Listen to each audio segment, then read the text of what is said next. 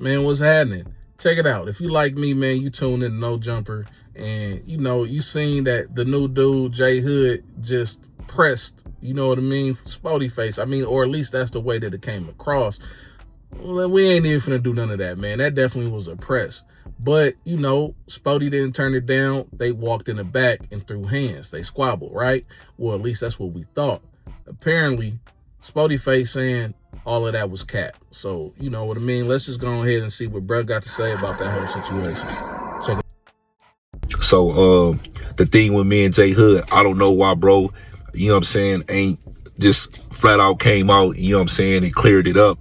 But J Hood never put his hands on me, bro. Never put his hands on me one time. The things that this rat no honey, you know what I'm saying, is spreading around, and everybody, you know what I'm saying, continue to repost it and all this, man, it's absolutely false. Absolutely false. I kind of felt that way too, though. I mean, he didn't have no marks when he came back. He looked a little upset. J Hood looked like, he did just win a fight. However, it looked like it was flawless. No scratches. Again, like I said, this dude never put his hands on me. Not one time. Never one time. 40 neighborhood crip, he never, nigga, I'm on my kids. Nigga, if I'm lying, God could take all my kids right now. This dude never put his hands on me, not one time. Come on, bro. Everybody who know me, know me. A person putting their hands on me and I don't do anything back. Like, how does that sound?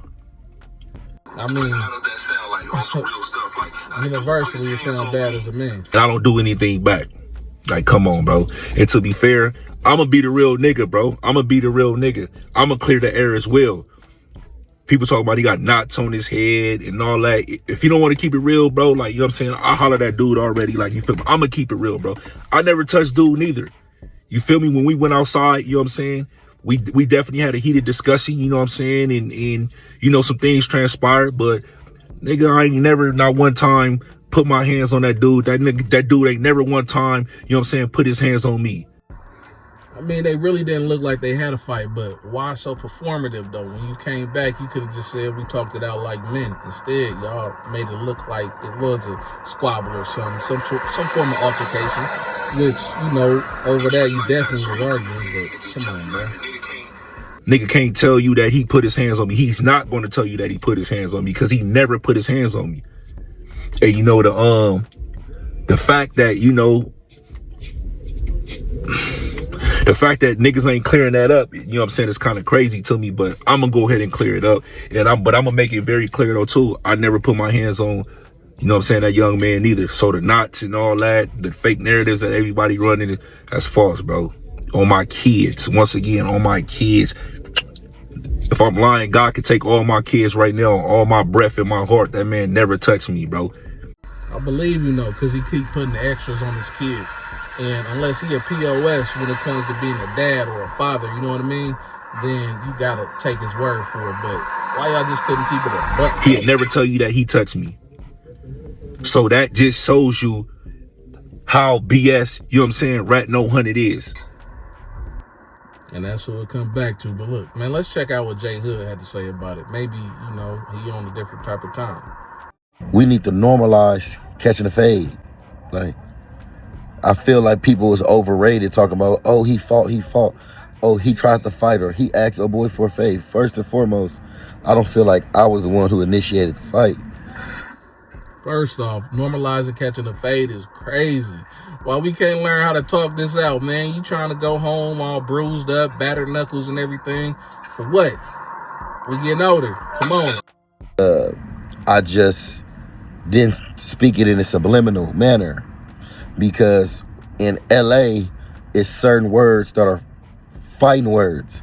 And if me and you are on this panel and we supposed to talk, we supposed to communicate, and we might have a back and forth. It could be a debate, and we having a back and forth about whack because I'm telling him, hey, this is a studio beef, and he telling me it's really in the streets. We having a back and forth.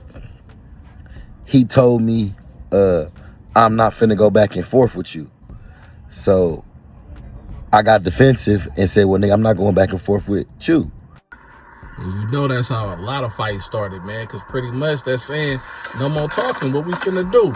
So I understand that right then and there. Neither one of them wanted to look bad broadcasted live. You feel me? So it had to go one way or another, which is go towards the squabble.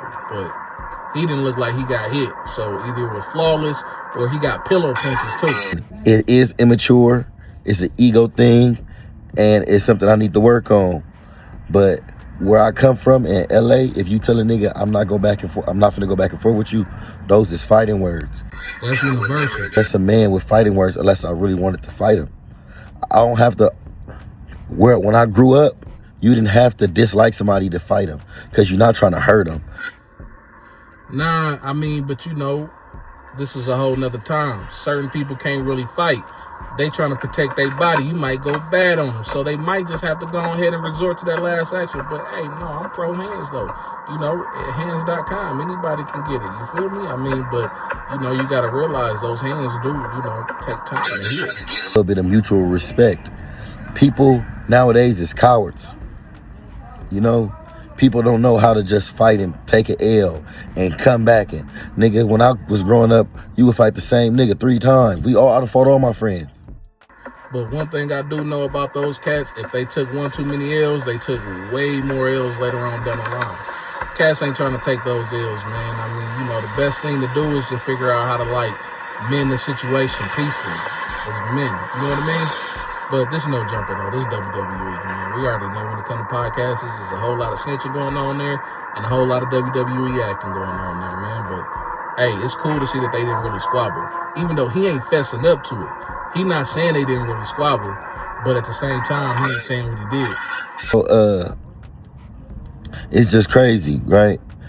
But, so when he told me I'm not going back and forth with you, I felt like he was asking me for a fade. And then he started to play, oh, that's a PC game. Oh, it's PC when I ask you for a fade, but it's not PC when you ask Doughboy for a fade. Now he got a point right there, though. I mean, Spoety, you did run up on Doughboy. I mean, we all know Doughboy ain't really like that. I really don't know what Doughboy doing on No Jumper. When I seen him on there, I'm like, bro, you out of place. You out of space. You are alien. Get away from there. But when somebody of your tier ran up, you can't turn it down, and he didn't turn it down, but it sounded like somebody behind closed doors did. Even though he ain't saying what really happened. Spoety said nothing happened. He put it on his kids. Somebody turned it down. I mean, and I respect that too. That's the best thing to do. As grown man, you should be able to talk about it and come to an amicable decision. It ain't got to necessarily be hands or bullets and none of that. You know what I mean? That don't make no sense to me. Like, but we got to understand it now, though. You feel me? And I respect that dude. And I got the utmost respect for him. He handled business. And I feel like we got a mutual understanding, right? And I understand completely what he told me. That I never knew the things that Wax said about him. All I know is, man, y'all work in the same building and y'all ain't ran across each other, so I don't believe that beef is real. Now, I feel you right there, man. Like, I mean, you had to know that it was some sort of origin right there. Like, he ain't just naturally just saying, you know, whack 100, you know what I mean? Fuck whack 100. That ain't his natural reaction. It had to been some form of back and forth there. So, you know, technically, you looking like Ben 10 when he adopted what happened with Jay Prince and all of that. You know what I mean? But at the same time, though, you do got a point. It really ain't real if y'all working in the same spot and nothing ever happens. But, you know, that's no jumper for you, man. So the WWE Wire podcast station, you know what I mean? Like, hey, if you got anything active going on, you know, just be careful. And yeah, I don't know, man. Y'all let me know, man. Y'all feel like those cats really squabbled? I mean, because I didn't see a bruise or a scratch or nothing. Neither one of them. I mean, it was a little bit of heavy breathing, but it didn't really look like nobody was really touched. You know what I mean? Let me know in the comments, man. I'll get back at you on the next one.